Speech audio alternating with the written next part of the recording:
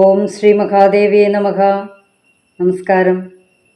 കഴിഞ്ഞ വീഡിയോയിൽ നമ്മൾ 326 വരെയുള്ള നാമങ്ങളുടെ അർത്ഥങ്ങളാണ് അറിഞ്ഞതല്ലേ. ഇന്ന് നമുക്ക് 327 മുതൽ 352 വരെയുള്ള നാമങ്ങളുടെ അർത്ഥങ്ങളാണ് നമ്മളിന്ന് അറിയാൻ പോകുന്നത്. അപ്പം ആദ്യം നമുക്ക് ശ്ലോകം ഒന്ന് ചൊല്ലാം, അതിന് ശേഷം അതിലുള്ള നാമങ്ങളുടെ അർത്ഥങ്ങളൊന്ന് അറിയാൻ ശ്രമിക്കാം. ഓം ഗുരുഭ്യോ നമഃ. ഓം ഗംഗണപതേ നമഃ. ഓം ശ്രീ പരാശക്തിയേ നമഃ.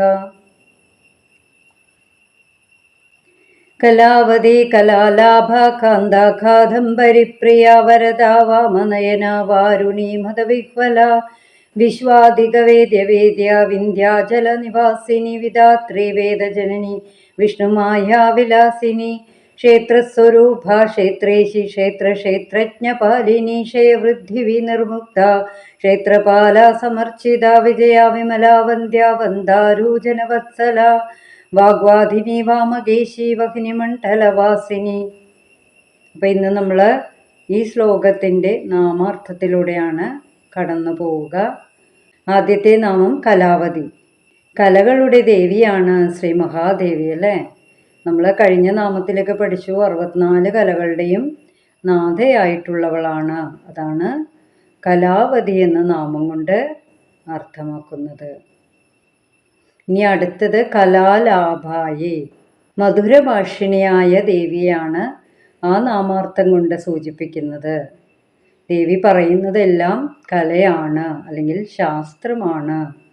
അത്രയും മധുരതരമായ സംഭാഷണത്തോടു കൂടിയവൾ അല്ലെങ്കിൽ മധുരമായി സംസാരിക്കുന്ന ദേവിയെയാണ് ഈ നാമത്തിൽ കൂടി അർത്ഥമാക്കുന്നത്. കാന്തായേ എന്നാൽ അത്രയും സൗന്ദര്യവതിയായ ദേവിയാണ്. ദേവിയുടെ പരമമായ രൂപം ഉപാധിരഹിതമായ ബ്രഹ്മം തന്നെയാണ്. അത്രയും മനോഹരിയാണ് ദേവി. അടുത്ത നാമം കാദംബരിപ്രിയായേ എന്നാണ്. കാദംബരി എന്നാൽ സരസ്വതി എന്നർത്ഥമുണ്ട്. അതുപോലെ കദംബ പുഷ്പത്തിൽ നിന്നെടുക്കുന്ന തേന് ദേവിക്ക് പ്രീതിയുണ്ട്. അതുകൊണ്ട് ദേവി പ്രീതിക്കായിട്ട് അത് ഉപയോഗിക്കുന്നു എന്ന് പറയുന്നു. വരദായ എന്നാണ് അടുത്ത നാമം വരുന്നത്. വരദായ എന്നാൽ വരങ്ങൾ നൽകുന്ന ദേവിയാണ് വരദായ എന്ന നാമം കൊണ്ട് അർത്ഥമാക്കുന്നത്. നമ്മൾ മറ്റു ദേവീദേവന്മാരുടെ ഫോട്ടോകൾ കാണാം. അഭയവും വരദവുമായ കൈമുദ്രകളാണ് ഉണ്ടാവും അല്ലേ. പക്ഷേ ദേവി ശ്രീ ലളിതാംബിക ദേവിയുടെ ഫോട്ടോയിൽ കൈമുദ്രകളായിട്ട് കാണിക്കുന്നില്ല. അമ്മയുടെ കാൽപാദങ്ങൾ തന്നെ വരങ്ങൾ നൽകാൻ കെൽപ്പുള്ളതാണെന്നാണ് അതിൻ്റെ സാരം. വരദായ എന്നാൽ വരങ്ങൾ നൽകുന്ന ദേവി. അടുത്ത നാമം വാമനയനായ എന്നാണ് വരുന്നത്. വാമനയനായ എന്നാൽ വളരെ മനോഹരമായ കണ്ണുകളോട് കൂടിയവൾ. അതാണ് നാമാർത്ഥം. അടുത്ത നാമം വാരുണി മദവിഹ്വലായേ. വാരുണി മധു ഇഷ്ടപ്പെടുന്നവളാണ് ദേവി. അതായത് അത് ഈന്തപ്പഴം കൊണ്ട് നിർമ്മിക്കുന്നതാണ്. ഈന്തപ്പഴം കൊണ്ടാണ് അത് ഉണ്ടാക്കുന്നത്. ആ മധു വരുണന് വളരെ ഇഷ്ടപ്പെട്ടതാണ്, പ്രിയപ്പെട്ടതാണ്. അതാണ് അതിന് വാരുണി എന്ന നാമം വരുന്നത്. അപ്പം അതിൽ അമ്മ വളരെ പ്രിയപ്പെട്ടവളാകുന്നു. ആ ഒരു മധു അമ്മയ്ക്ക് ഇഷ്ടമാണ് എന്ന അർത്ഥം. അടുത്ത നാമം വരുന്നത് വിശ്വാധികായ എന്നാണ്. ഈ പ്രപഞ്ചത്തെ മുഴുവൻ അതിക്രമിച്ച് നിൽക്കുന്ന, വിശ്വത്തെ മുഴുവൻ അതിക്രമിച്ച് നിൽക്കുന്നവളാണ് ദേവി അല്ലേ. ദേവി തന്നെ വിശ്വത്തിൻ്റെ അധികാരി. അപ്പം അങ്ങനെയുള്ള ദേവിയാണ് വിശ്വാധികായ എന്ന നാമം കൊണ്ട് അർത്ഥമാക്കുന്നത്. അടുത്ത നാമം വരുന്നത് വേദവേദ്യായ എന്നാണ്. വേദങ്ങളാൽ അറിയപ്പെടേണ്ടവളാണ് ദേവി അല്ലേ. ദേവിയുടെ ഗ്രഹം എന്നത് നമ്മൾ മുൻപുള്ള വീഡിയോയിലൊക്കെ പഠിച്ചിട്ടുണ്ട്. ചിന്താമണി എന്ന ഗ്രഹത്തിലാണ് ദേവി വസിക്കുന്നത്. അപ്പോൾ ഈ ചിന്താമണി ഗ്രഹത്തിൻ്റെ വാതിലുകളായിട്ടാണ് ഈ വേദങ്ങളെ ഇവിടെ സൂചിപ്പിക്കുന്നത്. വേദങ്ങൾ വാതിലുകളാണെന്നാണ് പറയുന്നത്. അതായത് കിഴക്ക് ഋഗ്വേദവും തെക്ക് യജുർവേദവും വടക്ക് സാമവേദവും പടിഞ്ഞാറ് അഥർവവേദവുമാണെന്നാണ് പറയുന്നത്. ഇതിൻ്റെ അർത്ഥം ആ വാതിലുകളിലൂടെ എത്തിയാൽ ദേവിയെ കാണാം അല്ലേ. അപ്പം അങ്ങനെയുള്ള നാമമാണ് വേദങ്ങളാൽ അറിയപ്പെടേണ്ടവളാണ് ദേവി എന്ന് നാമാർത്ഥത്തെ സൂചിപ്പിക്കുന്നു. അടുത്ത നാമം വിന്ധ്യാചല നിവാസിനി. വിന്ധ്യാപർവ്വതത്തിൽ വസിക്കുന്നവളാണ് ദേവി അല്ലേ, അതാണ് ആ നാമാർത്ഥം. അടുത്ത നാമം വിധാത്രി എന്നാണ്. പ്രപഞ്ചത്തെ മുഴുവൻ പരിപോഷിപ്പിക്കുന്നവളാണ് ദേവി, അതായത് പ്രപഞ്ചത്തിന് ആധാരമായിരിക്കുന്നവളാണ്, അതാണ് ആ നാമം കൊണ്ട് അർത്ഥമാക്കുന്നത്. അടുത്ത നാമം എന്താണ്? വേദജനന്യ എന്നാണ്. ദേവി വേദങ്ങളുടെ എല്ലാം ഉൽപ്പത്തി ദേവിയിൽ നിന്നാണ് അല്ലേ, അമ്മയിൽ നിന്ന് തന്നെയാണ് വേദങ്ങളുടെ എല്ലാം ഉൽപ്പത്തി.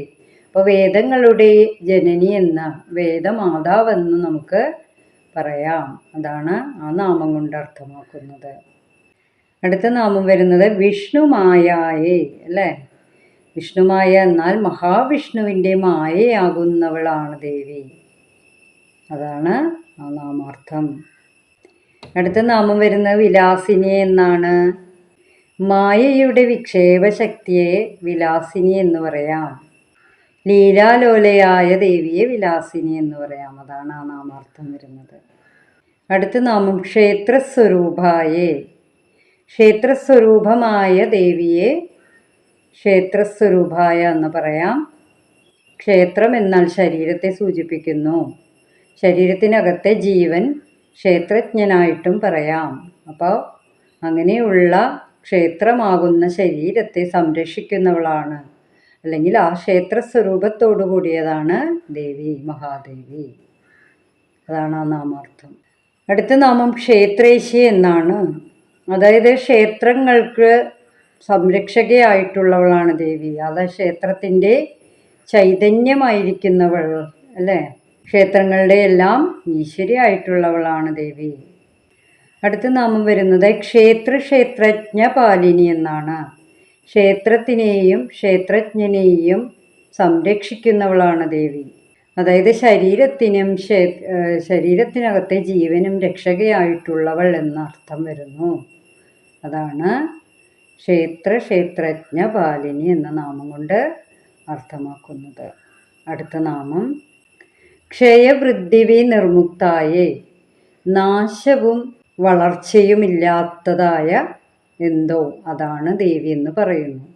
അതായത് നാശവും വളർച്ചയുമെല്ലാം പ്രപഞ്ചത്തിനാണ് അതുള്ളത്. കാരണം ഉണ്ടാവുകയും ചെയ്യും, നശിക്കുകയും ചെയ്യും, വളരുകയും ചെയ്യും. അങ്ങനെ മാറ്റങ്ങളിലൂടെ കടന്നു പോകുന്നത് പ്രപഞ്ചമാണ്. 6 ഭാവങ്ങളിലൂടെ പ്രപഞ്ചം കടന്നു പോകുന്നു എന്ന് പറയാം. അതായത് ഉണ്ടാകുന്ന അവസ്ഥ, നിലനിൽക്കുന്ന അവസ്ഥ, വളരുന്ന അവസ്ഥ, മാറ്റങ്ങൾ ഉണ്ടാവുക, ക്ഷീണിക്കുക, നശിക്കുക, ഇതെല്ലാം പ്രപഞ്ചത്തിനാണുള്ളത്. ദേവിക്ക് ഇതൊന്നുമില്ല, അതാണ് ആ നാമാർത്ഥം വരുന്നത്. അതാണ് ക്ഷയവൃദ്ധിവി നിർമുക്തായ എന്ന നാമം കൊണ്ട് അർത്ഥമാക്കുന്നത്. അടുത്ത നാമം എന്താണ്? ക്ഷേത്രപാല സമർച്ചിതായ എന്നാണ് അല്ലേ. ക്ഷേത്രപാലകരാൽ ദേവി പൂജിക്കപ്പെടുന്നു എന്നാണ് പറയുന്നത്.